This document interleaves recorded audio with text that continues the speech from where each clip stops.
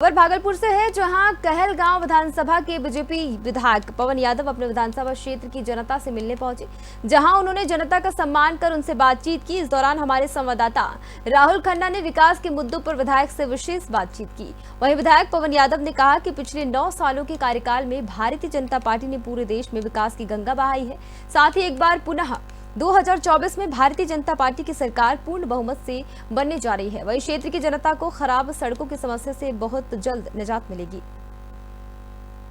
नमस्कार, मैं राहुल खन्ना और आप देख रहे हैं साधना न्यूज भागलपुर।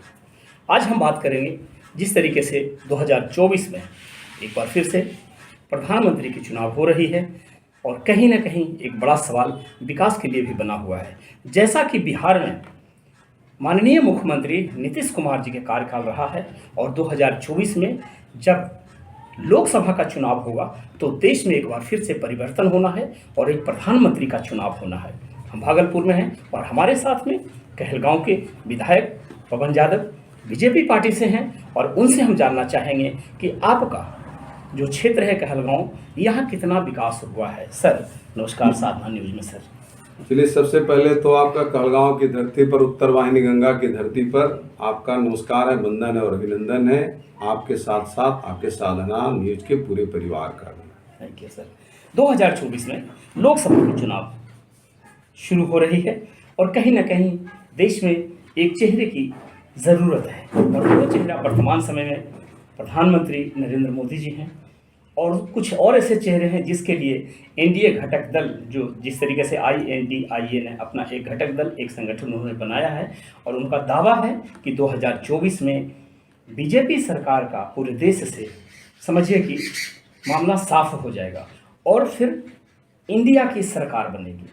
कहीं ना कहीं देश को अब इंडिया की ज़रूरत है, ऐसा विपक्ष पार्टी के जो लोग हैं उनका कहना है और इसका जो नाम है, एक तरफ इंडिया और एक तरफ भारत।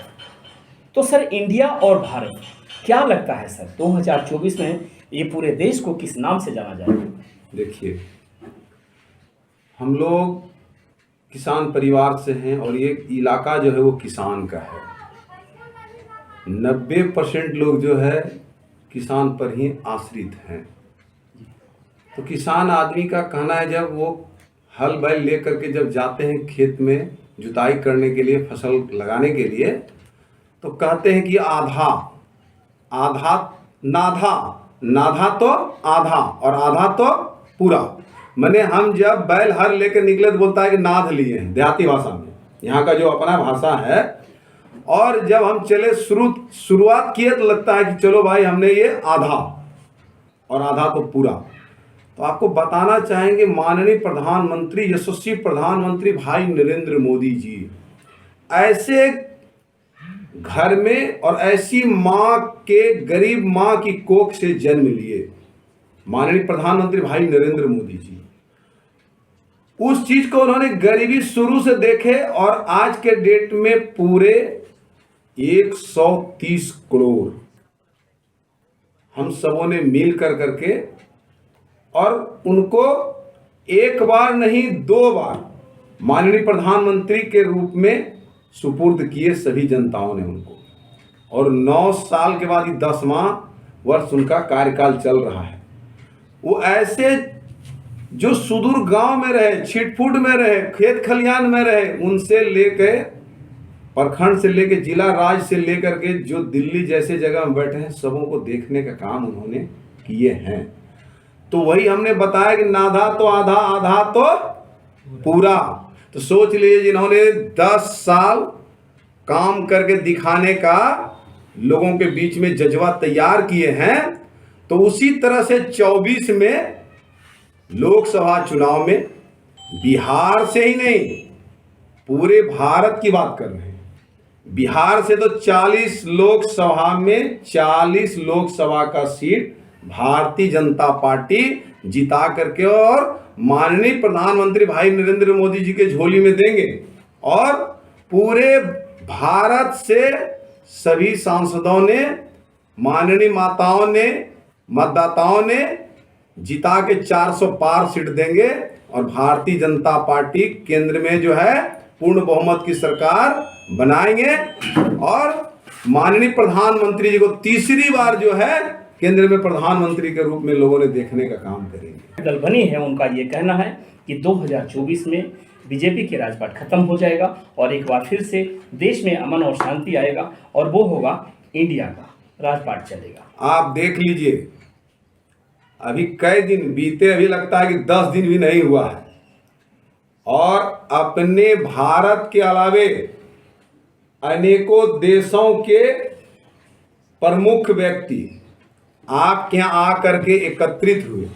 वो किनका देन था? माननीय प्रधानमंत्री भाई नरेंद्र मोदी जी का और भारत में विराजमान प्रवास करने वाले सभी मतदाताओं का ये कमाल था कि पूरे अदर देश से ला करके एकत्रित किए। इसलिए एकत्रित किया गया कि सिर्फ भारत का ही विकास न हो, इनके साथ साथ चारों तरफ जितना देश है सब मिल करके हम लोग एक ऐसा चीज बनावे जो विकास हो और विकसित हो। अब इसमें तो कहीं कोई दूर दूर तक नहीं है। जब सर विकास की बातें आती है तो देखिए, जब प्रधानमंत्री बने थे और कहीं ना कहीं पूरे देश के जो 130 करोड़ की आप आबादी की बात कर रहे हैं, लोगों के दिलों में एक हिम्मत और हौसला बढ़ा था जब कहा गया था कि 15-15 लाख रुपए हर किसी के खाते में जाएंगे, साल में 2 करोड़ लोगों को नौकरियां मिल जाएंगी। ये सारी चीज़ें थी, बहुत सारे और ऐसे वादा थे, जैसे गैस सिलेंडर की जो कीमतें बढ़ गई, कुछ महंगाइयाँ बढ़ गई, बहुत सारी ऐसी चीज़ें जिसको मुद्दा बना करके विपक्ष ने उन बातों को सामने रखा और आश्वासन अब ये मिल रहा है कि अगर इन सारी चीज़ों से आपको छुटकारा पाना है तो 2024 में इंडिया की सरकार बने। कतई नहीं। एक चीज जान लीजिए, आज से आप 9.5 साल अगर पीछे जाइएगा, उससे पीछे जितना दूर आप चले जाइए, उस समय का कार्यक्रम, उस समय का योजना, उस समय का विकास, और जब से माननीय प्रधानमंत्री भाई नरेंद्र मोदी जी बने हैं तब से आज हम लोग देहात में रहने वाले लोग हैं, मेरी माताएं, मेरी बहनें, मेरी बूढ़ी दादी जिनका हाथ हिलता था, बूढ़ी नानी मेरी गोईठा और लरेठा और बगड़ा जला करके खाना बनाती थी। एक तरफ पता चलता था कि मोतिया भीम हो गया क्या भाई 40 साल के उम्र में। आज तो कम से कम वो माताएं मोतिया बिन से ग्रसित तो नहीं है। माननीय प्रधानमंत्री भाई नरेंद्र मोदी जी का देन है कि हम कहीं से भी किसान परिवार आते हैं कोई काम करके तो बोलते हैं अपनी माता से, अपनी पत्नी से या अपनी बहन से कि हमको भूख लगा है।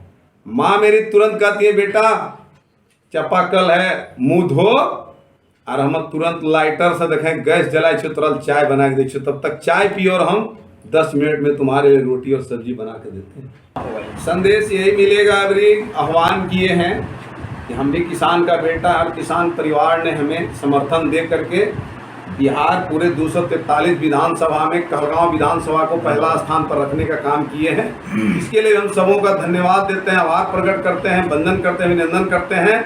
मेरा एक ही आह्वान है कि भागलपुर में एयरपोर्ट हम लोगों ने बनवा करके रहेंगे।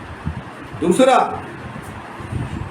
760 में विक्रमशिला केंद्रीय विश्वविद्यालय यहाँ पर शुरू हुआ था और 1203 में उसको ध्वस्त कर दिया गया। विक्रमशिला केंद्रीय विश्वविद्यालय को भी हम लोग स्थापित करवाएंगे, बनाएंगे। देश विदेश से लोग पहले पठन पाठन करने के लिए यहाँ आया करते थे और तंत्र मंत्र का भी विद्या सीख के जाते थे, वो पुनः यहाँ पर हम लोग चालू कराएंगे। अभी केंद्र सरकार की तरफ से 500 करोड़ रुपया बिहार सरकार को दिया गया है कि आप जमीन अधिग्रहण करके दीजिए, लेकिन बिहार सरकार का ढुलमुल नीति रवैया के वजह से आज जमीन अधिग्रहण करके नहीं दिया जा रहा है। अगर आज का आज माननीय मुख्यमंत्री भाई नीतीश कुमार जी ने अगर देंगे जमीन, हमको लगता है कि 8 दिन भी नहीं लगेगा, हो सकता है 15 दिन लग जाए, महीना दिन लग जाए। 4 से 5 हजार करोड़ रुपया माननीय प्रधानमंत्री भाई नरेंद्र मोदी जी विक्रमशिला केंद्रीय विश्वविद्यालय बनाने के लिए तुरंत देने का काम करेंगे। आग्रह भी है माननीय मुख्यमंत्री महोदय जी से कि जो पैसा आपके पास पड़ा हुआ है आप जमीन अधिग्रहण करा करके जल्द से जल्द दे दें। तीसरी चीज, रमजानीपुर में बियाड़ा का 1100 एकड़ जमीन यूं पड़ा हुआ है, उसमें भी हम लोग फैक्ट्री लगवाने का काम करेंगे। तीसरा चीज, अभी झारखंड और बिहार के बॉर्डर पर अच्छे किस्म का कोयला निकला है, वो भी कोलवरी को हम लोग तुरंत चालू करवाएंगे। इसलिए कि यहाँ कहलगांव एनटीपीसी में जो कोयला आ रहा है 1000 किलोमीटर से 1500 किलोमीटर से ट्रांसपोर्ट होकर के आ रहा है, ट्रांसपोर्टिंग कॉस्ट बहुत ज़्यादा खर्च हो रहा है।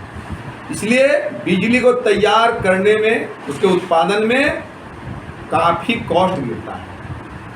अगर ये कोलवरी हम लोग तुरंत अविलंब चालू करा देते हैं, ये 40 किलोमीटर में कोयला यहाँ पहुँच जाएगा और बिजली का रेट जो है बढ़ोतरी नहीं होगा, कम से कम एज इट इज रहेगा। और हो सकता है कि उत्पादन करने में कॉस्टिंग कम गिरेगा, तो हो सकता है बिजली का रेट भी कम होगा। और उसी कोलवरी से आप देखे होंगे कि पीरपैती में भी बहुत बड़ा जमीन एक्वायर किया गया है और आज कोयला नहीं होने के वजह से वो भी अभी स्थिर पड़ा हुआ है।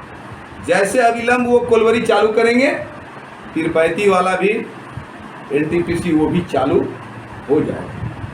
तो मतलब ये टोटल कहना मतलब लाजमी है कि पूरे देश में एक बार फिर से भारतीय जनता पार्टी की सरकार 2024 में बनने जा रही है। एकदम बनेगा।